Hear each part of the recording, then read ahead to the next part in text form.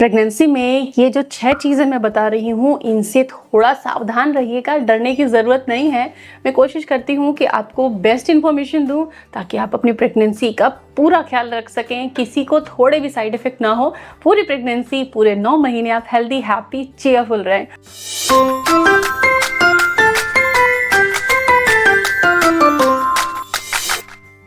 So welcome to YouTube mom.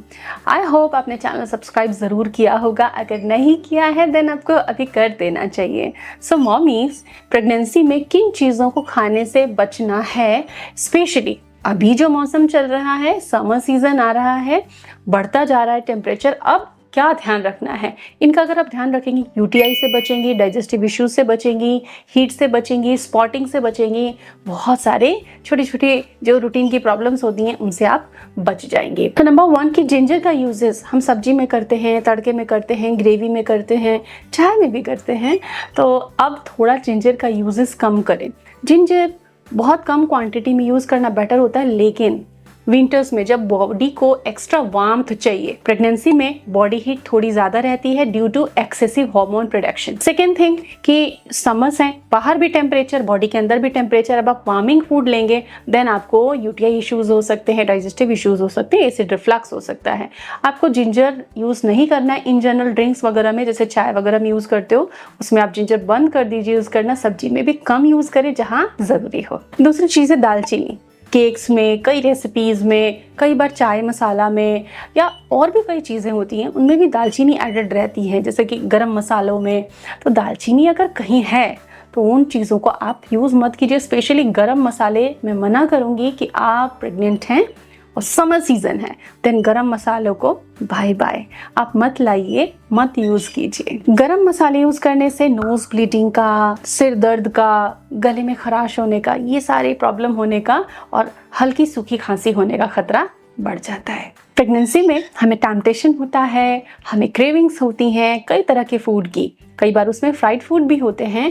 Then अगर आपको fried food खाने का मन कर रहा है तो आप उसका वे चेंज कीजिए। जैसे कि आपको समोसा खाना है देन आप घर में बनाया बट बिना फ्राई किया आपने उसको एयर फ्राई किया। एयर फ्राई करके अच्छी डिप के साथ खाइए। टेस्ट, मज़ा और सेहत सब कुछ आपको मिलेगा। बस नहीं मिलेगा तो वो गंदा वाला फैट जो कि आपको चाहिए ही नहीं।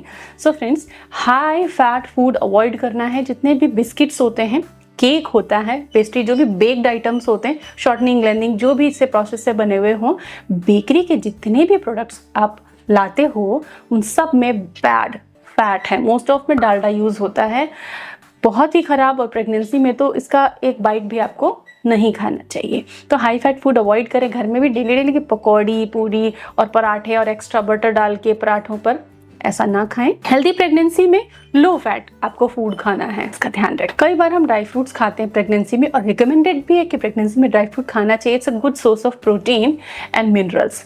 लेकिन ड्राई फ्रूट अगर हम खा रहे हैं और हमने आलमंड्स रोस्ट किए हुए खाए तब हमारा एसिडिटी बढ़ जाएगा, ब्लोटिंग बढ़ जाएगा और हमारा मन भी खराब हो सकता है। तो ड्राई फ्रूट्स आप खाइए, लेकिन वे क्या होना चाहिए, राइट वे क्या है कि ड्राई फ्रूट्स को सोक करके रख लिया, अब उसे बारीक चॉप करके थोड़ा हनी में मिला लिया, उसको स्मूदी तैयार कर लिया एप्पल या ओट्स के साथ में, या फिर सोक किए हुए ड्राई फ्रूट्स को डायरेक्टली सुबह नाश्ते से पहले खा लिया। जब भी हल्की भूख लगी आपने खा लिया।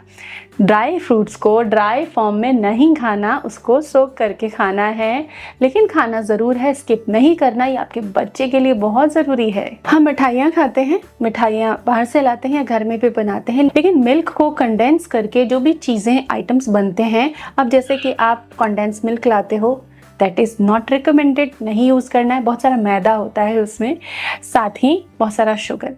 खोआ डालकर आप कुछ बनाते हैं तो इंश्योर करें कि आप उसे कम पोर्शन खाएं। इसके अलावा हाई शुगर डिशेस जैसे कि खीर बनाई खूब मीठा, तो उसमें आप कुछ और भी यूज़ कर सकते हैं स्वीटनिंग के लिए। अंजीर यूज़ कर सकते हैं, खजूर वगैरह थोड़ा यूज़ कर सकते हैं, मिश्री यूज़ कर सकते हैं, दाल का हलवा हो गया, या घर में कोई भी डेजर्ट ऐसा बनाए जिसमें बहुत अच्छी मात्रा में शुगर हो तो उसका शुगर का लेवल थोड़ा कम कर सकते हैं, या फिर उसका पोर्शन भी आप कम खाएं। तो इन चीज़ों का ध्यान रखना है। समर्स में कम पोर्शन खा के आप इंजॉय कर सकते हो, लेकिन ज़्यादा पोर्शन खा के आप परेशान हो जाओगे। तो छोटी छोटी चीज़ों का ध्यान रखें, हेल्थी रहें, फिट रहें, खुश रहें। Stay tuned with us.